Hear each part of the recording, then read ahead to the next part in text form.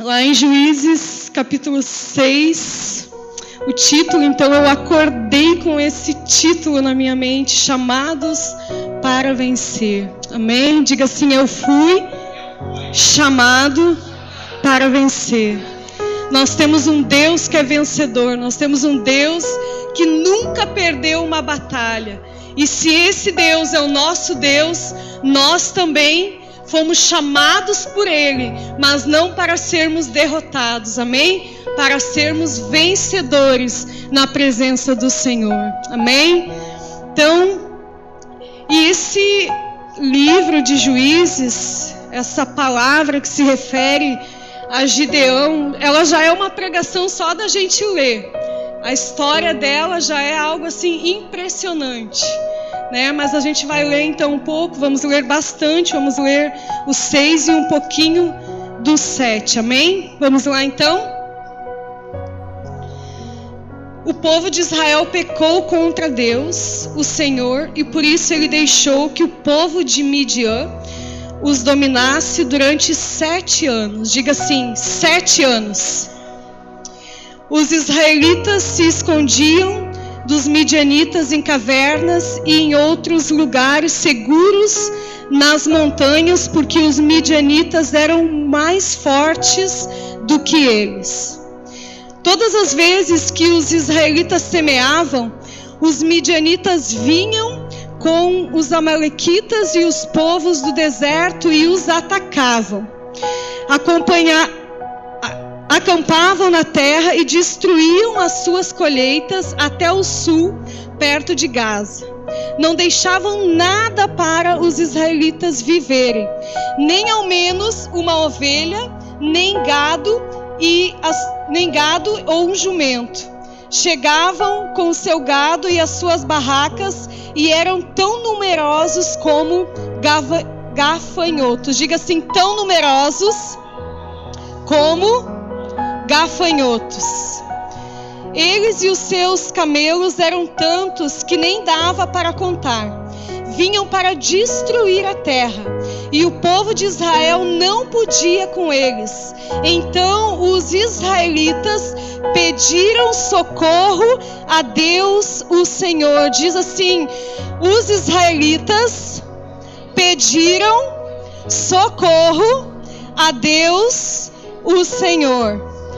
Quando eles oraram ao Senhor por causa dos midianitas, ele mandou um profeta que lhe disse: assim diz o Senhor, o Deus de Israel, eu tirei vocês da escravidão do Egito, eu os livrei dos egípcios e dos que lutaram contra vocês aqui na terra. Expulsei os seus inimigos e dei a vocês a terra deles. Eu disse que sou o Senhor, o Deus de vocês, e que vocês não deviam adorar os deuses dos amorreus que viviam nesta terra, mas vocês não quiseram me ouvir. Então o anjo do Senhor veio e assentou-se debaixo de um carvalho que havia perto do povoado de Ofra. Esse carvalho pertencia a Joás, que era da família de Abiezer. O seu filho Gideão estava malhando trigo no tanque de pisar uvas, escondido para que os midianitas não o encontrassem. Então o anjo do Senhor apareceu a ele e disse: você é corajoso e o Senhor está com você. Olhe para essa pessoa do seu lado aí. Olhe para ela, todo mundo, e diga assim: você é corajoso e o Senhor está com você. Foi isso que o anjo falou aqui para Gideão, amém? Olha o que Gideão respondeu: se o Senhor Deus está conosco, com o nosso povo, por que está acontecendo tudo isso com a gente? Quantos de nós já fez essa pergunta, né? E Gideão perguntando então para o anjo do Senhor: onde estão aquelas coisas maravilhosas que os nossos antepassados nos contaram que o Senhor costumava fazer quando nos trouxe do Egito? Ele nos abandonou e nos entregou aos midianitas. Então o Senhor Deus ordenou a Gideão: vá com toda a sua força e livre o povo de Israel dos midianitas. Sou eu quem está mandando que você vá. Gideão respondeu: Senhor, como posso libertar Israel? A minha família é a mais pobre da tribo de Manassés, e eu sou a pessoa menos importante da minha família. Mas o Senhor disse: você pode fazer isso porque eu o ajudarei. Você esmagará todos os midianitas como se eles fossem um só. Lembra que você repetiu antes que eles eram tão numerosos como gafanhotos, amém? Gideão respondeu: tu estás contente comigo? Então dá-me uma prova de que és tu mesmo que estás falando. E por favor, não vá embora até que eu traga uma oferta. Eu ficarei aqui até você voltar, disse Deus. Então Gideão entrou, cozinhou um cabrito e fez pão sem fermento, com mais ou menos 10 quilos de farinha, pôs a comida numa cesta e pôs o caldo numa panela, levou tudo e entregou ao anjo do Senhor, que estava debaixo do carvalho. Então o anjo ordenou: ponha a carne e o pão nesta pedra e derrame o caldo em cima. Gideão fez o que ele mandou. Em seguida, o anjo estendeu o bastão que tinha na mão e tocou com a sua ponta a carne e o pão. Então saiu fogo da pedra e queimou a carne e o pão, e o anjo desapareceu. Aí Gideão compreendeu que era mesmo o anjo do Senhor que ele tinha visto, e disse apavorado: ai de mim, Senhor meu Deus, eu vi o anjo do Senhor face a face. Mas o Senhor respondeu: não fique com medo, tudo está bem, você não morrerá. Gideão construiu ali um altar para Deus, o Senhor, e o chamou de O Senhor é Paz. E até hoje esse altar está em Orfa, cidade que pertence às famílias de Abiezer. Naquela noite, o mesmo Senhor disse a Gideão: leve o touro que pertence a seu pai e a outro de 7 anos e derrube o altar do Deus de Baal, que é o Deus que é do seu pai, e também o poste da deusa Aserá, que está ao seu lado. Nesse lugar alto e seguro, faça para o Senhor seu Deus um altar de pedras bem arrumadas. Depois pegue o segundo touro e a madeira do poste de Aserá, arrancando, e queime tudo no altar como sacrifício.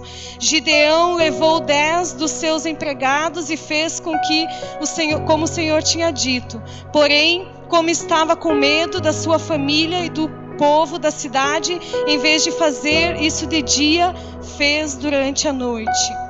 Agora vamos lá para o 36.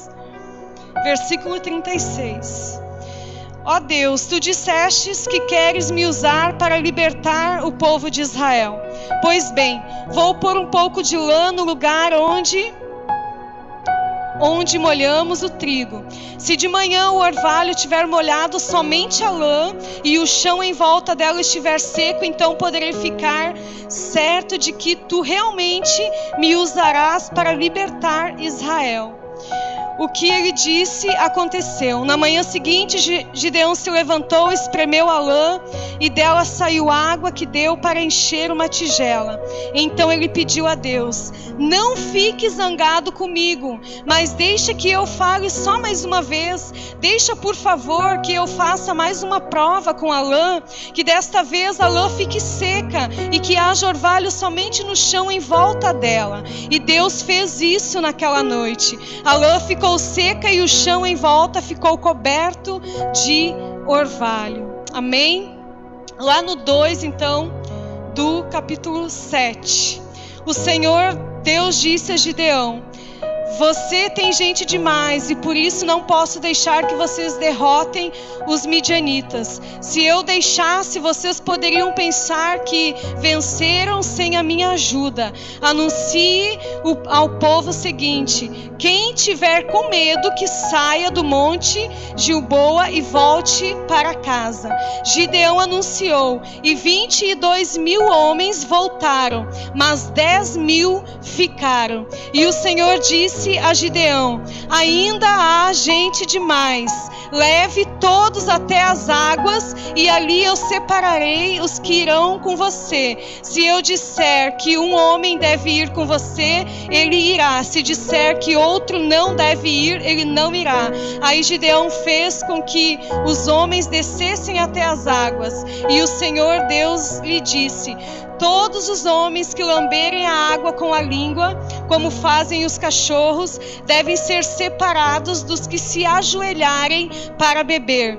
300 homens juntaram águas nas mãos e lamberam. Todos os outros ajoelharam para beber. Aí o Senhor disse a Gideão: com os 300 homens que lamberam a água, eu libertarei vocês e lhes darei a vitória sobre os midianitas. Diga aos outros que voltem para casa. Então Gideão mandou todos os outros israelitas para casa, menos os 300. Mas estes ficaram com toda a comida e todas as cornetas. O acampamento dos midianitas estava debaixo deles no vale. Naquela noite o Senhor disse a Gideão: levante-se e ataque o acampamento dos midianitas. Eu já dei a vitória a você. Mas se você estiver com medo de atacar, desça até o acampamento deles, leve junto Purá, o seu ajudante. Você vai ouvir que eles estão dizendo e não terá coragem para atacar o acampamento. Então terá coragem para atacar o acampamento. Gideão e Purá desceram até bem perto do acampamento inimigo.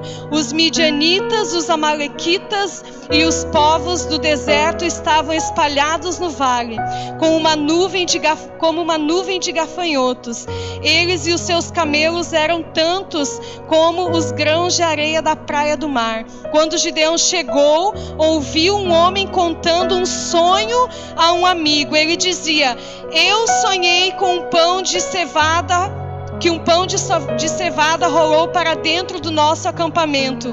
Veio e bateu numa barraca. Ela caiu, virou no avesso e ficou estendida no chão. O amigo respondeu: a espada de Gideão, o israelita, filho de Joás. Isso quer dizer que Deus entregou a ele o nosso povo e todo o nosso exército. Amém? Não precisava nem pregar mais, né? A palavra já contou toda a história e é uma história maravilhosa, amém? E uma vida com Deus, a nossa vida com Deus, ela é uma vida de batalhas, né? De batalhas diárias. Todos os dias quando nós acordamos, nós nos deparamos com muitas batalhas. E aqui é interessante que a história, ela começa falando que fazia 7 anos que o povo de Israel estava sendo oprimido, né, pelos midianitas, pelo povo ali do deserto. E 7 anos já que eles estavam tendo que correr, tendo que fugir, se escondendo nas montanhas. E esse povo, ele estava, parece que, acostumado com aquilo. Quando a gente vê que Gideão estava lá no seu trabalho, né, trabalhando, fazendo trigo lá, e o anjo chega e fala com ele, ele pergunta para Deus por que Deus permitiu ou deixou que tudo aquilo estivesse acontecendo com o seu povo. Só que um pouco antes, quando nós lemos, nós vimos que o povo de Israel, ele orou a Deus, né? E pediu socorro, pediu ajuda para Deus. Então, até aquele momento, enquanto nos 7 anos que Deus tinha falado para eles: olha, vocês não podem fazer altares a Baal, vocês não podem adorar esses deuses, vocês não podem ter outros deuses além de mim. Eu sou o único que pode ajudar vocês. Eles desobedeceram a Deus. Eles começaram a adorar aquela deusa Aserá que nós lemos ali, a Baal. Fizeram altares para outros deuses. Eles esqueceram de Deus. Então eles não estavam sendo punidos por Deus, mas eles estavam colhendo a consequência de uma decisão que eles haviam tomado, de não mais adorar a Deus, de não mais servir a Deus, mas sim aos deuses que eles haviam levantado altares. Mas a Bíblia diz que o povo então ele estava cansado de fugir, ele estava cansado de ter que se esconder, porque quando aquele povo, os midianitas e o povo e os amalequitas e o povo do deserto vinha, não sobrava nada para eles. Não sobrava uma cabra, não sobrava um animal, não sobrava nada. Sabe, eles já estavam passando necessidade, eles estavam passando fome. Então, a Bíblia fala que eles oraram a Deus, eles clamaram a Deus. E Deus, toda vez que nós clamamos, Deus, ele se importa conosco. Enquanto eles tinham virado as costas para Deus, eles estavam de mal a pior, sofrendo a consequência das escolhas deles. Mas no momento que eles clamaram, oraram a Deus, a Bíblia diz que Deus então se voltou para eles, foi lá e escolheu aquele que se dizia o menor da família de Manassés, o mais insignificante. E a Bíblia então, Deus, ele se importa conosco. Amém? Deus, ele se importa. Deus, ele não se agrada com o nosso sofrimento.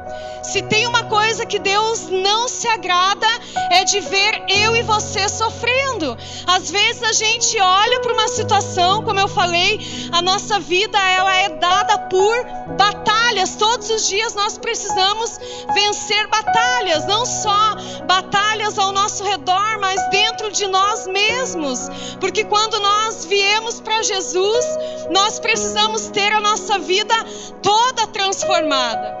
E isso é uma guerra, isso é uma batalha diária em nós, na nossa mente, do nosso eu, da nossa carne. Então, nós temos batalha todos os dias, mas quando nós achamos que sozinhos nós iremos vencer, Deus, ele não vem, ele não intervém na situação.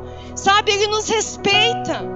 Deus, ele nos respeita. Deus, ele não entra na nossa vida, no nosso coração, sem que a gente convide, sem que a gente abra a porta.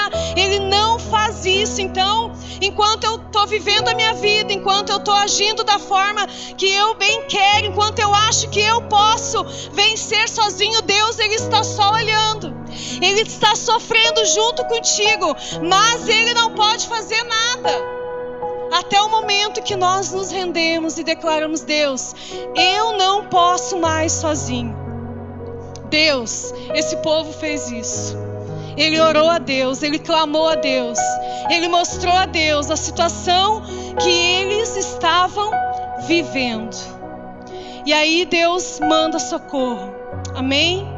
Deus mandou socorro para aquele povo. Quero que você olhe hoje, nessa noite, para dentro de você. Como eu falei, uma vida com Deus é uma vida de batalha. Quando deixamos Deus guerrear por nós, a vitória é certa. O problema é que às vezes a gente olha para a situação na nossa ótica, na nossa visão. Quando Deus chamou Gideão, o que ele falou? Eu sou um coitadinho, Deus. Olha para mim, o Senhor está falando, o Senhor tem noção, Deus, de quantos são. A Bíblia diz que aquele povo era como gafanhotos, não tinha como contar.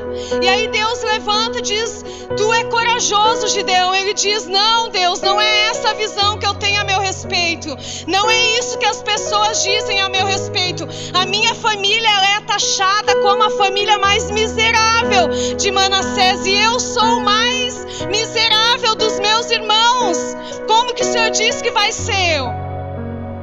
Essa era a ótica de Gideão em relação à vida dele. Então, quando ele olhou para toda aquela situação, ele disse: eu não vou vencer, não tem como. Não tem como vencer. E é assim que nós fazemos. Vamos trazer para nós hoje então.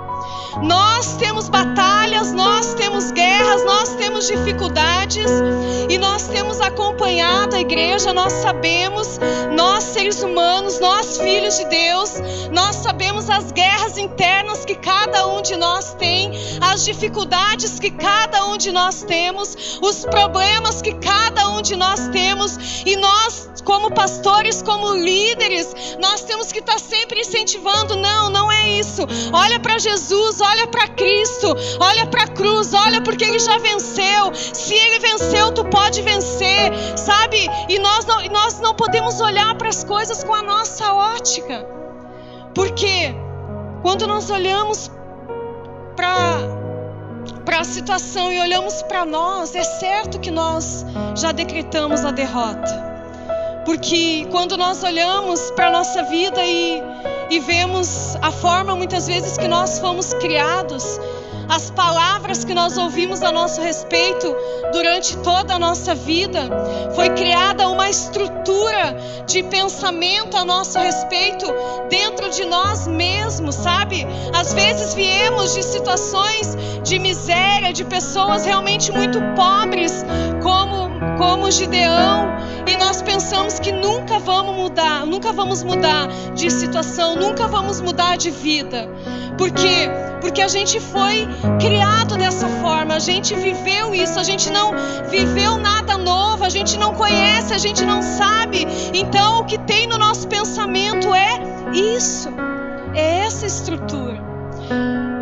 A psicologia diz que uma criança, quando ela nasce, ela tem um certo tempo até ela criar então o seu caráter, né? É como se fosse dado uma folha em branco para ela até os 7 anos de idade. Então ali ela é o caráter dela, a personalidade dela, né? A conduta dela vai ser formada de acordo com aquilo que foi ensinado a ela.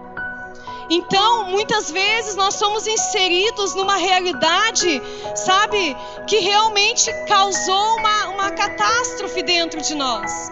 E aí quando a gente vem para Jesus e começa a ver as promessas que Ele tem e vê que, como eu falei agora, que em Cristo nós somos mais que vencedores, e vê tudo aquilo que Ele tem para nós, e nós olhamos para a nossa realidade, para aquela estrutura na qual nós fomos criados e formados, a gente acha que nunca vai acontecer.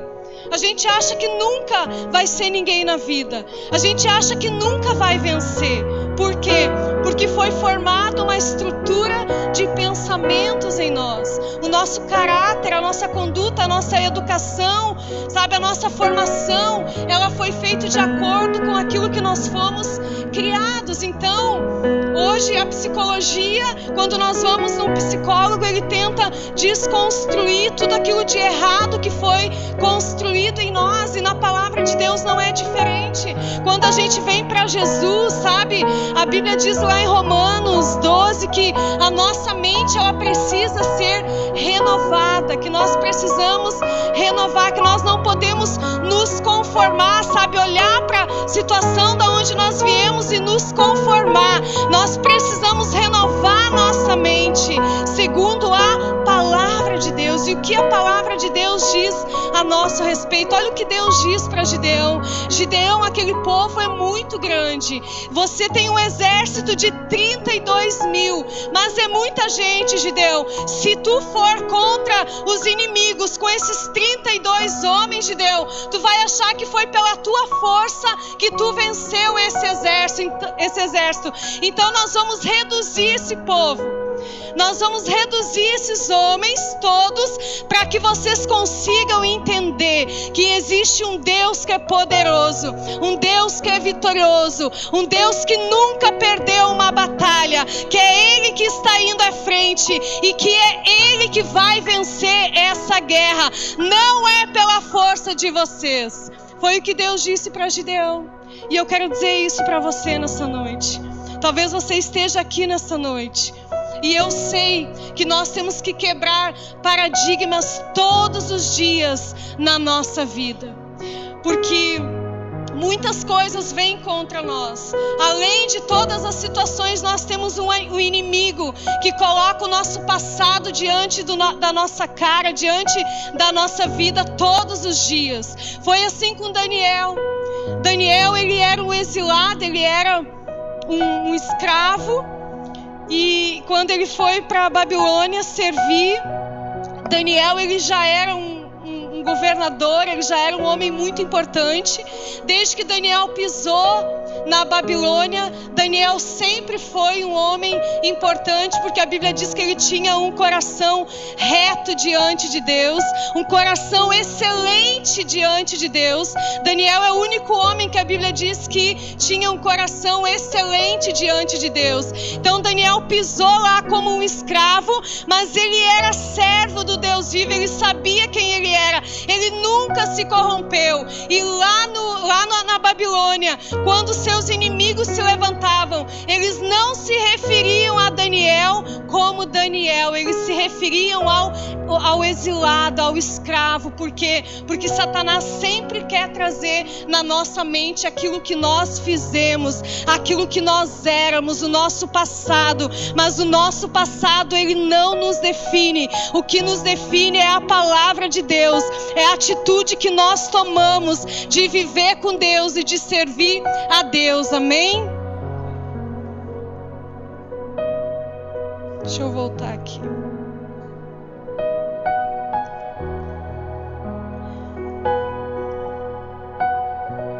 Eles foram então 7 anos dominados, escravizados, amedrontados e vencidos pelos midianitas. Eles oraram a Deus, Deus respondeu.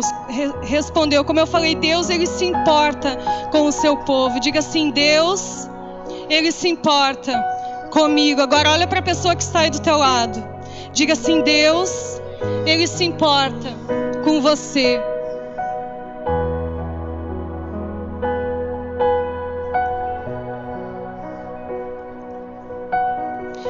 Deus levanta então um profeta, como eu falei, para mostrar a situação e o pecado de Israel. Se voltaram para outros deuses, para os ídolos, e Deus chama Gideão. A estrutura de pensamento de Gideão, qual que era? A minha família é a mais pobre de Manassés. Eu sou a pessoa menos importante da minha família. Nós, então, sempre vamos reproduzir aquilo que vivemos durante toda a nossa vida. Gideão precisou vencer ele mesmo. Quem era ele e como ele vivia. Amém? Diga assim: eu preciso vencer a mim mesmo. Quando eu não venço, não precisa repetir. Quando eu não venço aquilo que eu não venço, acaba me vencendo. A gente acaba cedendo. Então, ou a gente vai para a guerra, para a batalha, para vencer, ou a gente é derrotado. Amém? Aquilo que eu não venço me vence. Ou eu venço meu passado, ou ele me vence. Ou eu venço meu pecado, ou eu serei vencido por ele. Amém?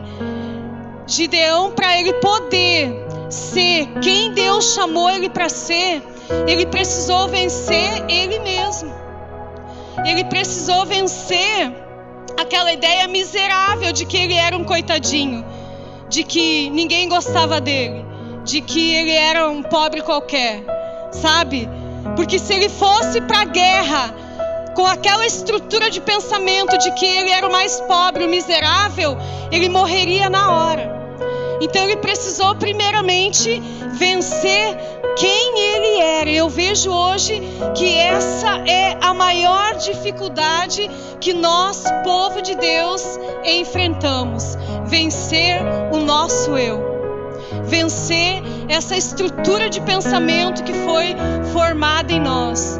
Muitos de nós, às vezes, fomos criados como miseráveis e a gente quer viver. Agora a gente veio para Cristo, né? E Cristo é aquele que muda, que nos molda, que nos dá que supre as nossas necessidades, mas nós continuamos ainda com aquela ideia limitada, miserável, sabe? Achando que o nosso Deus é assim, mas Deus, Ele não é assim. Então a nossa maior guerra hoje é contra nós mesmos, é contra pecados que está em nós e que nós não conseguimos vencer. E se nós não vencermos o nosso eu, se nós não vencermos, sabe, aquilo que foi formado durante toda a nossa vida, nós não avançamos, nós seremos derrotados, nós não conseguiremos viver o melhor de Deus sobre a nossa vida. E Deus, Ele nos chama para quebrar paradigmas, para quebrar estruturas de pensamento. Deus, Ele nos chama para sermos novas criaturas. Deus, Ele nos chama para vencer o pecado. Deus, Ele nos chama para vencer a nós mesmos. Se eu não vencer a mim mesmo, eu não dou um passo adiante. Não tem como eu ajudar uma pessoa se eu não resolvi um turbilhão de coisas dentro de mim. Eu só tenho autoridade, nós só temos autoridade sobre aquilo que nós vencemos. Naquilo que nós somos derrotados, nós não temos autoridade nenhuma. Só temos autoridade naquilo que nós vencemos. Então é muito complicado tu estar em cima de um altar pregando. Por quê? Porque pra gente estar aqui, ou pra gente ser um testemunho vivo da palavra de Deus, de Jesus em nós, nós precisamos vencer a nós mesmos, nós precisamos vencer o pecado, nós precisamos quebrar os paradigmas, nós precisamos tirar nossa mentalidade de coitadinho, de miserável, de que eu sou um pobrezinho, de que eu sou isso, que eu sou aquilo. Eu não sou, eu sou um filho de Deus. Deus estava dizendo para Gideão: Gideão, não importa até como tu viveu até agora, não interessa, Gideão, interessa que hoje eu estou entrando na tua vida e eu estou dizendo: tu não vai ser tu que vai vencer, sou eu que vou vencer por ti. Porque se tu for com todo esse exército, o teu orgulho vai subir e tu vai dizer que foi tu que fez. Mas hoje eu estou aqui, Gideão, para te levantar e para dizer para você: vá, porque eu sou contigo. Amém? Nós percebemos ali que no finalzinho eu fiz questão de ler que mesmo quando ficaram os 300, Deus fala ainda para Gideão. Estão ligados? Deus fala ainda para Gideão assim: tu tá com medo, Gideão? Pega um dos teus empregados, né? Falou ali o nome, acho que era Pural, o nome do servo dele, e vai até próximo então o acampamento dos teus inimigos. E Gideão foi até lá. O que ele ouviu? O que Gideão ouviu? Gideão ouviu que um dos homens havia tido um sonho, que um pão havia invadido lá o acampamento deles, e o outro falou: isso é um sinal que Deus está dando, porque Deus já entregou esse povo, já nos entregou nas mãos de Gideão.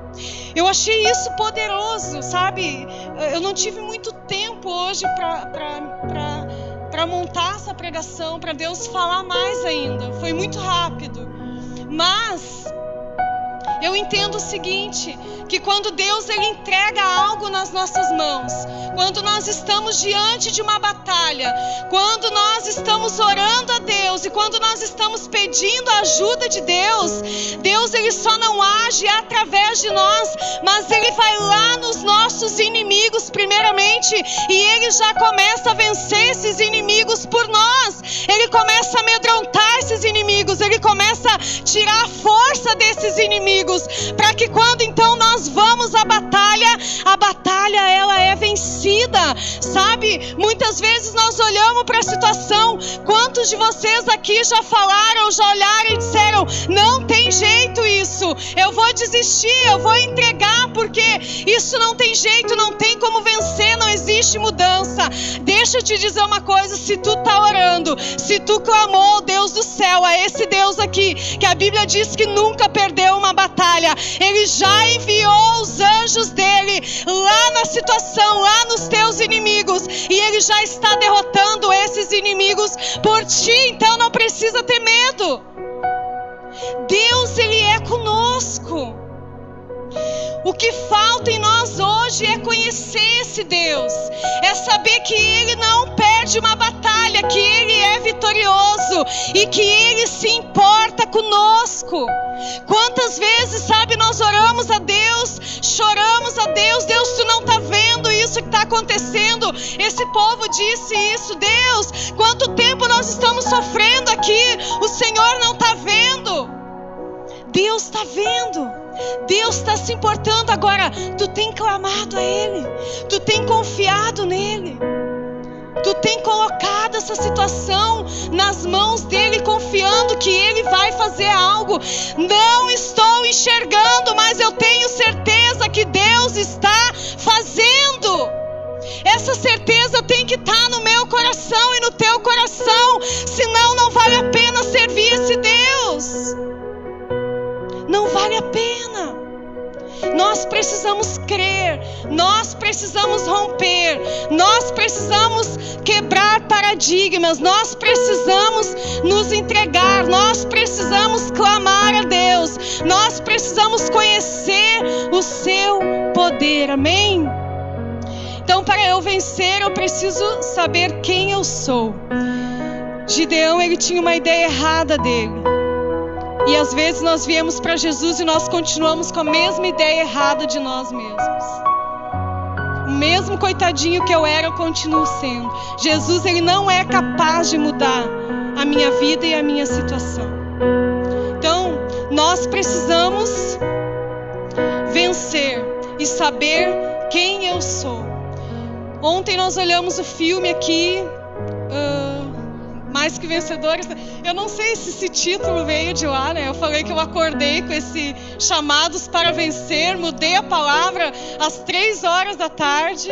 Mudei, não, Deus mudou. Aquela perdeu totalmente o sentido, sabe?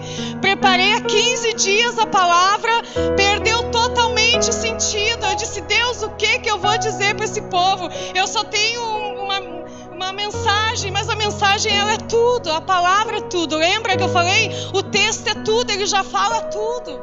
Não precisa muita coisa, porque a palavra de Deus, ela é viva e ela é eficácia, amém? Então nós olhamos o filme aqui ontem e eu achei muito impactante o filme, porque um dos principais do filme, ele era um treinador de basquete. Ele era um professor, ele era um pai de família, né? Um marido, um esposo, e tinha uma família. E aí ele foi no hospital visitar um senhor, vou contar rapidamente, que estava sofrendo lá, muitos aqui assistiram. E quando ele chegou lá, ele chegou apavorado, porque ele havia perdido todo o seu time de basquete e ele estava perdido. Ele não sabia mais o que fazer. E esse homem que estava na cama perguntou para ele: quem é você? Ele disse: eu sou um treinador de basquete, ou pelo menos eu era, né? O que mais que você? Eu sou um pai de família. Eu sou um professor. O que mais? Eu sou um cristão. Por que o cristão está em último lugar?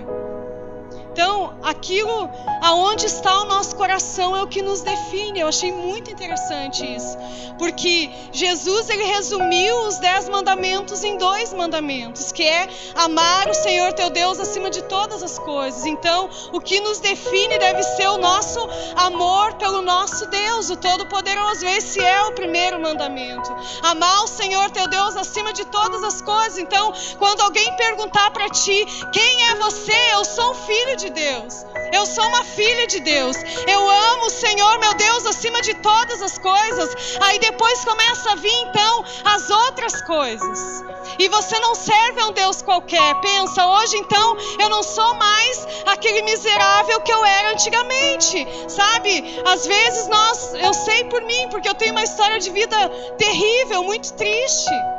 Só que hoje eu não sou mais aquela pessoa que eu fui. Cristo entrou na minha vida e Cristo transformou. Hoje eu me sinto uma pessoa vitoriosa. Hoje eu me sinto uma pessoa vencedora. Por quê? Por mim? Não, porque se fosse por mim eu ia continuar sendo aquela miserável que eu fui durante uma boa parte da minha vida. Mas quando Cristo entrou, Ele mudou tudo isso. Então hoje o que me define hoje é Cristo que está na minha vida. É Jesus que vive em mim. É Cristo que vive em mim. Isso precisa me definir. Isso precisa ficar bem claro na minha mente e para as pessoas que eu sirvo. Eu preciso transferir isso. Eu preciso demonstrar isso. As pessoas precisam ver isso em mim. Amém? Então, primeiramente, nós precisamos saber quem nós somos. E eu quero que você pense nisso hoje. Quem é você? Você tem conseguido vencer as batalhas? Você tem colocado Deus à frente das batalhas da sua vida? Ele tem estado em primeiro lugar? Ou você ainda continua sendo aquela pessoa que as circunstâncias, que os paradigmas, que os modelos, sei lá, que você foi criado, continua definindo você? Amém? Para que Gideão vencesse a batalha, primeiramente, ele precisou vencer ele mesmo. Ele mesmo. Precisou ser quebrada aquela estrutura de pensamento que ele tinha a respeito dele. Amém?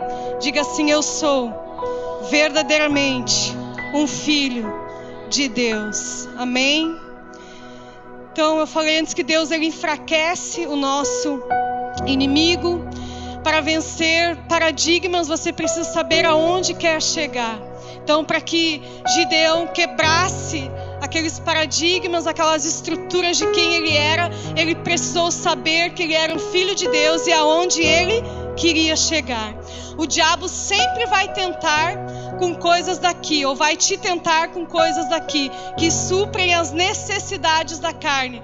Para que você possa vencer e resistir, você precisa conhecer as coisas do céu. Amém? Nós precisamos nos aprofundar na palavra. Nós precisamos nos aprofundar nas coisas que vêm do Senhor. Amém? Então nós somos chamados para vencer.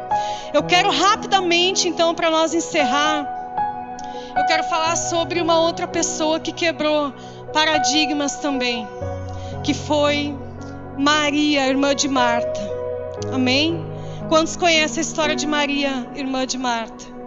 Uma vez Jesus, ele estava então andando pela sua cidade lá, e ele decidiu ir então até a casa de Marta. A Bíblia deixa bem claro. A Bíblia deixa bem clara que Jesus, ele foi à casa de Marta visitar Marta. Se você for ler lá, você vai ler dessa forma. O que aconteceu? Marta, ela se assoberbou, ela ficou preocupada, porque nós sabemos que Jesus, ele não andava sozinho. Amém? Jesus, além de uma multidão seguir ele, só que aquele dia estavam os seus discípulos, todos os discípulos andavam com ele, onde ele ia, os 12 iam junto.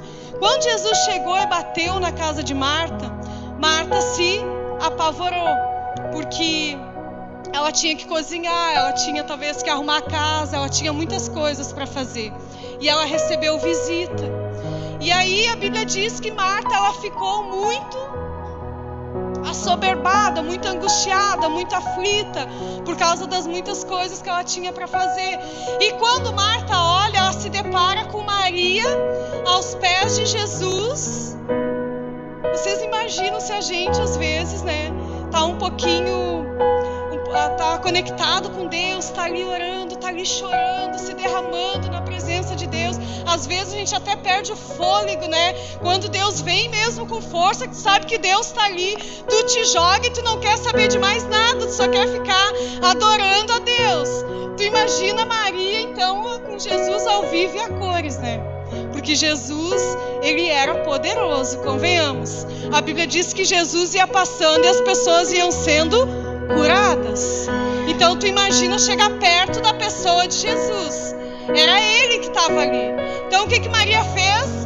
Ela não se preocupou com mais nada. Maria não queria saber se tinha louça para lavar, se tinha roupa para lavar, se tinha que servir os discípulos, se tinha que fazer comida, se tinha que ir no mercado, se tinha que fazer... Ela se jogou, ela se lançou na presença de Jesus e ela ficou ali. Daqui eu não saio e daqui ninguém me tira. E quero ver quem é que me tira daqui. E aí Marta, quando olhou para aquela situação, o que ela fez? Ela se indignou.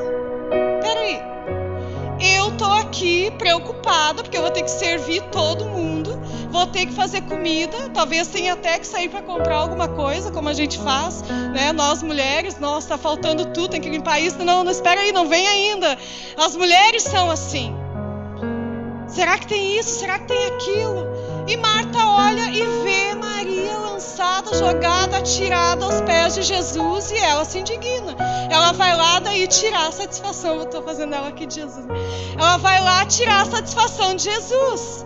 Peraí, ô Jesus, não tá vendo eu aqui preocupada, tentando fazer as coisas, e Maria tá aí aos teus pés. Manda ela vir me ajudar. Ela fala assim com Jesus: manda ela vir me ajudar. Só que tem um porém nessa história. Aquilo que Marta fazia era o normal, era o natural. Era algo que as mulheres da época faziam. Uma mulher servir, uma mulher cuidar da casa, uma mulher, sabe, estar fazendo o que Marta fazia, não tinha nada de anormal. Anormal era uma mulher se direcionar a um homem e ficar ali conversando com ele, como a Bíblia diz que Maria estava fazendo. Isso não era normal. Isso não era, sabe, o natural. O natural era fazer o que Marta estava fazendo. Marta estava preocupada com algo que era rotina dela. Ela já estava acostumada com aquilo. E Maria não. Maria veio e quebrou um paradigma. Maria quebrou uma estrutura de pensamento. Maria veio e se lançou aos pés de Jesus. O que Marta fazia era normal. Maria ousou, ela foi além, sabe? E Jesus disse: Marta, Marta, tu tá muito angustiada, tu tá muito aflita, sabe? De tudo isso, entre tu e Maria, Maria ficou com a melhor parte. Maria escolheu aquilo que tu não escolheu e que outras pessoas talvez não escolheriam. Maria quebrou paradigma. Maria entendeu quem eu sou. Maria decidiu vir beber direto da fonte. Maria se lançou aos meus pés porque ela sabia que tudo que eu tenho para dar para ela, ninguém pode tirar dela, ninguém pode arrancar dela, porque Jesus disse: quem tem sede, vem e beba direto da fonte. Ele está à nossa disposição. Então Maria, ela veio para quebrar paradigma, e nós muitas vezes achamos que nós temos que fazer o que todo mundo está fazendo. Não, com Deus nós não precisamos ter protocolo, nós precisamos ousar, nós precisamos ser como Maria, sabe? Nos lançar, fazer aquilo que ninguém faz. Essa semana Deus falou comigo, porque a gente começa a buscar Deus, a gente começa a sonhar, a gente começa a criar algumas ideias, algumas expectativas. E aí às vezes a gente começa a olhar ao nosso redor, olhar aquilo que as pessoas, o que Deus está fazendo na vida das pessoas. A gente tem esse hábito, a gente olha: por que aquele lugar está crescendo tanto? Por que pessoas estão desenvolvendo tanto? Olha como Deus usa aquela pessoa maravilhosamente. E isso estava incomodando meu coração. E esses dias eu estava andando lá em casa mesmo, e Deus falou assim: eu sou o mesmo Deus que está lá. Eu sou o mesmo Deus que está lá. E hoje eu estava preparando a palavra, sabe? E Deus é o mesmo Deus de Gideão. Deus é o mesmo Deus de Abraão, Isaac e Jacó. Deus, Ele está à nossa disposição. A Bíblia diz que Ele não mudou. Ele é o mesmo ontem, hoje e será eternamente. Então por que as coisas não acontecem com nós? Porque muitas vezes nós agimos como Marta. Nós ficamos aflitos, nós começamos a correr atrás de coisas que todo mundo está fazendo, e Deus quer dar algo novo para nós. Deus já colocou isso no meu coração. Ele é grande, Ele é poderoso, Ele atua em quem se aproxima dele, o mesmo Deus que está lá em alguém que tu admira, o mesmo Deus que faz milagre quando alguém ora, o mesmo Deus que atua poderosamente na vida de qualquer pessoa, de uma pessoa que talvez você siga e admira, é o mesmo Deus que quer agir na minha e na tua vida. Esse Deus, Ele quer agir em nós. Agora, nós precisamos escolher a melhor parte. Qual que é a melhor parte? Se lançar aos pés de Jesus. Amém? Nos lançarmos aos pés de Jesus. Ele já nos deu o segredo. Não existe outro. O que eu quero, Ele tem para me dar. Se eu tenho fome, Ele tem alimento para me dar. Se eu tenho sede, Ele tem água para me dar. Independente daquilo que eu necessito, Deus tem para me dar. Vai depender da minha atitude, sabe? De entender que Ele está, que eu tenho livre acesso a Ele. Assim como qualquer pessoa que é poderosamente usada por Deus tem livre acesso a Ele, eu e você temos livre acesso a Ele. A Bíblia diz que o véu se rasgou, sabe? E hoje nós temos livre acesso a Ele. Você tem livre acesso a Ele. Eu quero que você nessa noite apresente tudo aquilo que nós falamos aqui e que você identificou e que você não tem conseguido vencer, a esse Deus que é poderoso, o Deus de Abraão, o Deus de Isaac, o Deus de Jacó, que está aqui nessa noite e que Ele veio. Eu quero dizer, Ele se importa contigo, Ele se importa com a tua situação, Ele se importa com o teu problema, Ele se importa com a forma que tu tem vivido, Ele se importa com o teu coração, Ele se importa com a tua situação, Ele quer mudar a tua vida, Ele quer mudar a tua história, mas para isso basta você fazer como o povo de Israel fez. Se voltaram para Deus, clamaram a Deus.